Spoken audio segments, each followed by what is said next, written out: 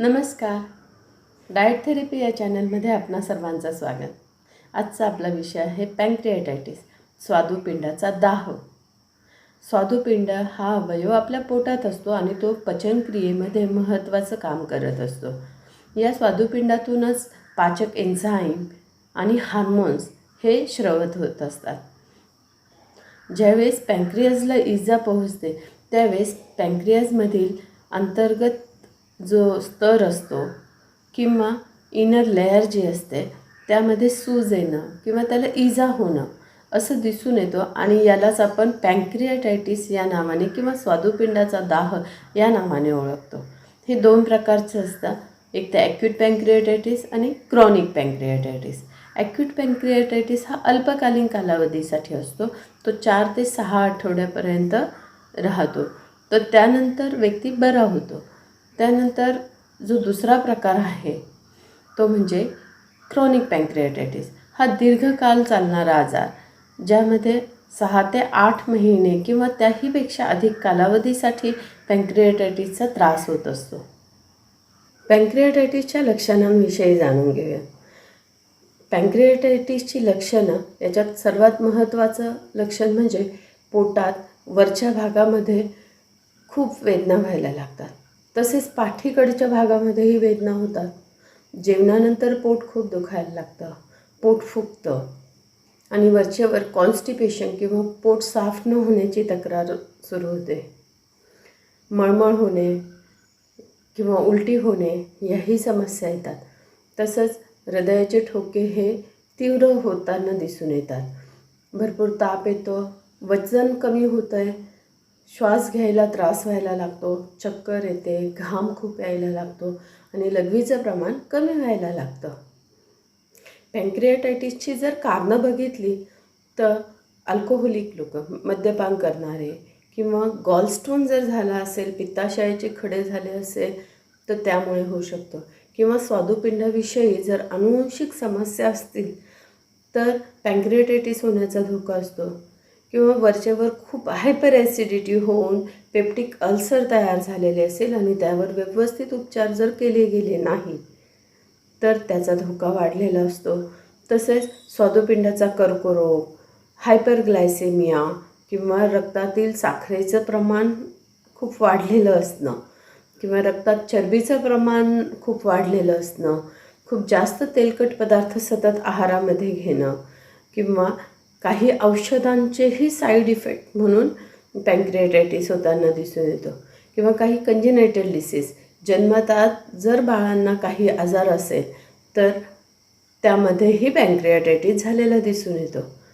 साधारण 40 ते 70% लोकांमध्ये गॉलस्टोनमुळे पॅन्क्रियाटायटिस होताना दिसून येतं. तसेच 25 ते 35% लोकांमध्ये अल्कोहोलचं अतिप्रमाणात सेवन केल्यामुळे पॅन्क्रियाटायटिस झालेला दिसून येतो. तसं इन्फेक्शियस डिसीज, मेटाबॉलिक कॉज किंवा हायपर कॅल्सेमिया, हायपर ट्रायग्लिसरेमिया यासारख्या व्याधींमध्ये देखील पॅन्क्रियाटायटिस होताना दिसून येतं. तर पॅन्क्रियाटायटिसचं निदान करताना serum amylase, serum lipase, liver function test, kidney function test, sonography, MRI scan, CT scan याद्वारे त्याचं निदान डॉक्टर करतात. पॅन्क्रियाटायटिसचा उपचार घेत असताना डॉक्टरांचा सल्ला घेणं आणि योग्य पद्धतीने वेळच्या वेळी औषधोपचार करणं हे फार गरजेचं असतं. त्याचसोबत पॅन्क्रियाटायटिस कमी होण्यासाठी योग्य पद्धतीने आहार घेणं, आहाराचं व्यवस्थित नियोजन करणं हेही गरजेचं असतं. त्यामुळे आहाराचे महत्त्व या आजारामध्ये वाढलेले असते. आहार नियोजन, इतरांपेक्षा या व्यक्तींना एनर्जीची गरज वाढलेली असते, कारण यांचं रेस्टिंग एनर्जी एक्सपेंडिचर खूप वाढलेला असतो. त्यामुळे खर्च होणाऱ्या कॅलरीजचं प्रमाण वाढतं आणि त्यावेळेस आहारामध्ये योग्य पद्धतीने जर कॅलरीज सेवन केल्या तर त्यामध्ये संतुलन राखायला मदत होते. आता ह्या कॅलरीज येणारे महत्त्वाचे अन्न घटक म्हणजे कार्बोहायड्रेट, प्रोटीन्स, फॅट. मग आता कार्बोहायड्रेट्स जर बघितले तर कार्बोहायड्रेट मेटाबॉलिझमच्या क्रियेत बिघाड होतो आणि त्यामुळे बऱ्याचदा रक्तातील साखरेचं प्रमाण वाढू लागतं. त्यामुळे कार्बोहायड्रेट्स घेत असताना अशा पद्धतीने घ्यायचे की जेणेकरून तुमच्या रक्तातील साखर वाढणार नाही. त्यामुळे कॉम्प्लेक्स कार्बोहायड्रेट ज्याची ग्लायसेमिक इंडेक्स कमी असेल अशा पद्धतीने आहारात पदार्थांचा वापर करायचा आहे.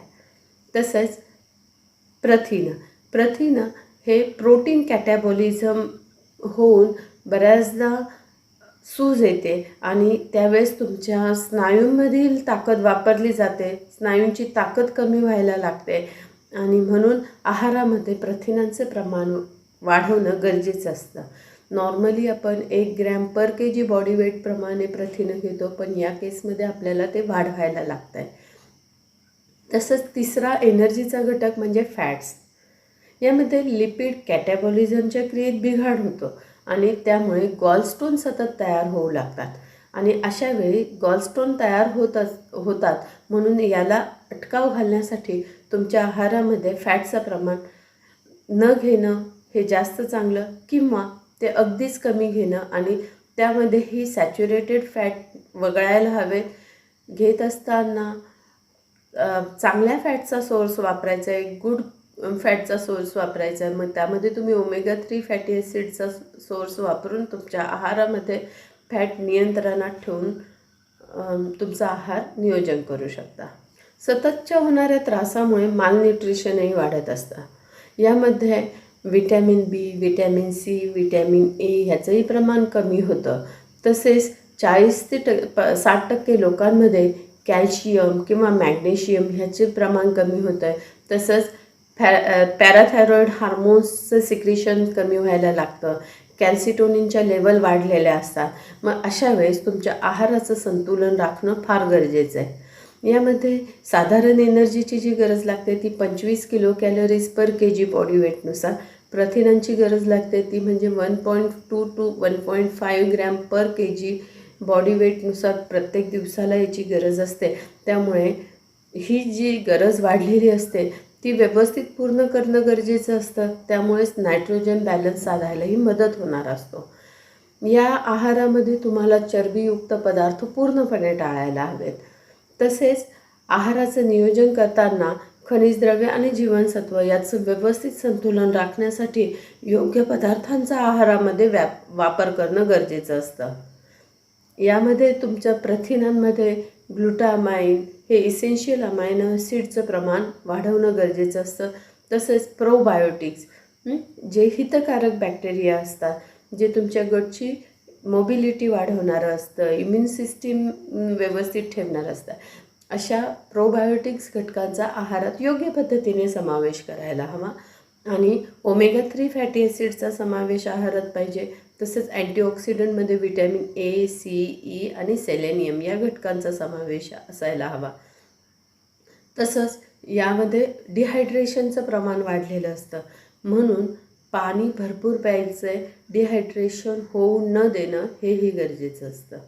जे प्रोसेस फूड असतात, प्रिझर्वेटिव्ह घातलेले फूड असतात, खूप तळलेले तेलकट फूड असतात किंवा बिस्किटसारखे जे पदार्थ आहे ज्याच्यामध्ये डालड्याचा समावेश असतो, त्यामुळे या पदार्थांचा वापर थांबवणं गरजेचं आहे.